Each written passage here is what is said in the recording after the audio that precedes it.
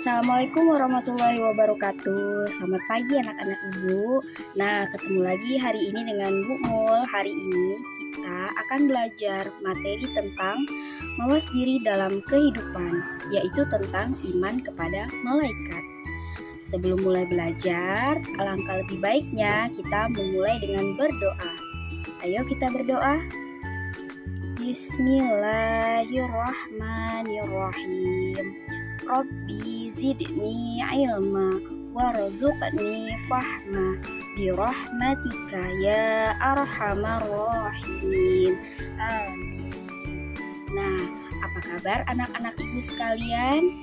Semoga semuanya dalam keadaan sehat walafiat dan bersemangat dalam mengikuti pelajaran hari ini. Nah, anak-anak, sebelum kita memulai pelajaran, bagaimana perasaan kalian hari ini? Nah, apakah kalian merasa senang atau kalian merasa sedih? Nah, apapun keadaan kalian, kita harus bersyukur karena hari ini kita masih dapat belajar bersama. Nah, sebelum masuk ke materi, kita terlebih dahulu mengetahui tujuan dari pembelajaran hari ini. Yang pertama, kita harus mengetahui cara menghubungkan fungsi iman kepada malaikat dengan kehidupan. Yang kedua, menanamkan karakter positif sehingga terdorong untuk melakukan amal baik dan menjauhi amal buruk. Dan yang ketiga, harus mengetahui tentang nama malaikat beserta tugasnya. Nah, anak-anak, sebelum kita masuk ke materi, apakah kalian masih ingat dengan pelajaran kita minggu lalu? Ya, benar. Minggu lalu kita juga sudah belajar tentang rukun iman. Nah, iman kepada malaikat ini juga bagian dari rukun iman, yaitu lebih tepatnya rukun iman yang keberapa? Iya, benar sekali. Rukun iman yang kedua, iman kepada malaikat. Nah, iman kepada malaikat ini adalah salah satu bentuk ketaatan kita kepada Allah sebagai seorang muslim. Apa sih iman kepada malaikat? Yuk kita lanjut ke materinya. Titik fokus materi kita hari ini adalah yang pertama, mengetahui pengertian iman kepada malaikat. Yang kedua, mengetahui tugas-tugas malaikat. Yang ketiga, mengetahui perbedaan jin, malaikat, dan manusia. Dan yang terakhir, mengetahui tentang hikmah beriman kepada malaikat. Iman kepada malaikat adalah termasuk fondasi kepercayaan di dalam Islam. Malaikat diciptakan dari nur atau cahaya Allah, sehingga mereka tidak bisa kita lihat, karena malaikat termasuk makhluk gaib. Malaikat adalah makhluk Allah yang senantiasa taat dan patuh kepadanya. Iman kepada malaikat berarti kita meyakini bahwa Allah telah menciptakan makhluknya yang bernama malaikat yang senantiasa taat dan patuh kepada Allah serta senantiasa beribadah, dan mereka tidak pernah merasa letih dan tidak pernah membangkang kepada Allah atas segala perintah Allah. Dalil tentang malaikat salah satunya terdapat di dalam Al-Quran, yakni Quran Surah Al-Anbiya ayat 19, yang mana isi kandungannya menjelaskan bahwa semua malaikat yang ada di langit dan di bumi adalah ciptaan Allah. Mereka adalah makhluk yang senantiasa taat dan patuh dan tidak pernah merasa sombong. Mereka adalah makhluk yang tidak suka bermaksiat dan taat kepada perintah Allah. Adapun sifat-sifat malaikat, yang pertama, malaikat adalah makhluk yang senantiasa taat dan patuh kepada Allah, serta tidak pernah berbuat maksiat kepada Allah. Yang kedua, malaikat dapat berubah wujud sesuai dengan perintah Allah. Yang ketiga, malaikat tidak makan dan tidak minum. Yang keempat, malaikat tidak mempunyai jenis kelamin. Yang kelima, malaikat senang mendatangi majelis-majelis zikir. Dan yang keenam, malaikat selalu mendoakan orang yang menunggu sholat berjamaah. Selanjutnya, kita akan membahas tentang perbedaan malaikat, jin, dan manusia. Yang pertama, dari segi penciptaan. Malaikat diciptakan Allah dari nur atau cahaya ilahi. Sedangkan jin diciptakan dari api dan manusia diciptakan dari tanah. Yang kedua, malaikat adalah makhluk gaib, sehingga malaikat tidak bisa dilihat dengan mata. Begitu juga dengan jin. Jin juga termasuk makhluk gaib, sedangkan manusia bukan makhluk gaib. Yang ketiga, malaikat selalu taat dan patuh atas perintah Allah. Sedangkan jin dan manusia, dari golongan jin dan manusia ada yang taat dan patuh, dan ada juga yang durhaka terhadap perintah Allah. Selanjutnya, malaikat tidak makan dan minum, sedangkan jin dan manusia makan dan minum.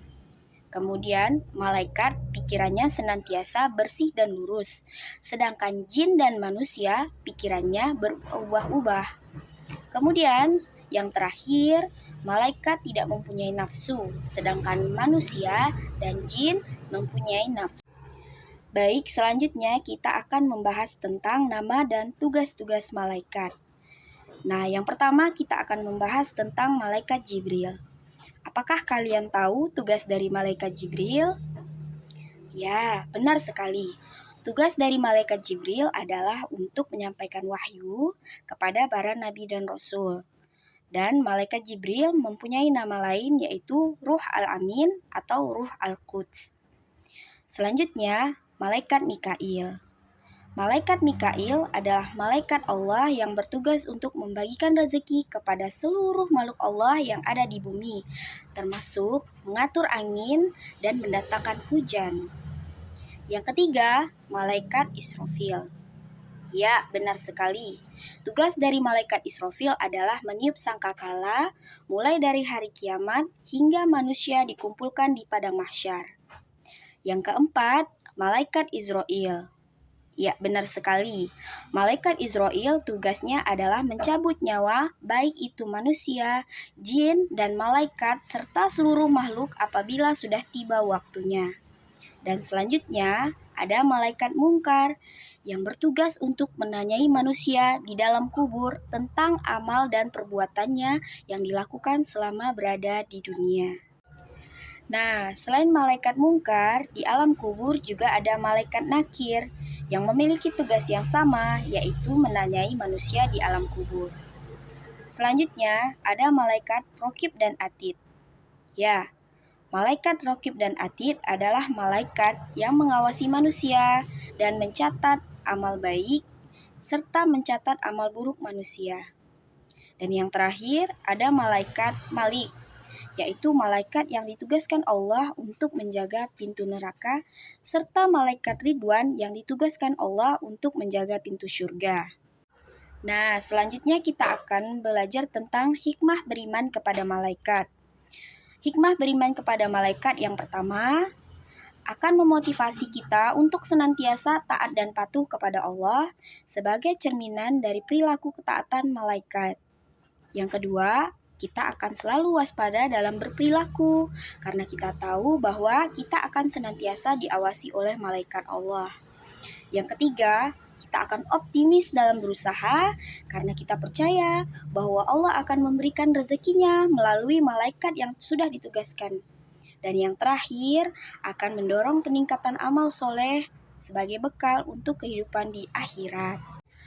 Adapun perilaku menumbuhkan karakter positif dan mendorong berbuat amal baik dan menjauhi amal buruk. Yang pertama yang bisa kita lakukan adalah selalu memohon hidayah kepada Allah serta bersyukur dengan cara berbagi ilmu kepada teman-teman yang lain sebagai cerminan dari beriman kepada malaikat Allah, yakni malaikat Jibril.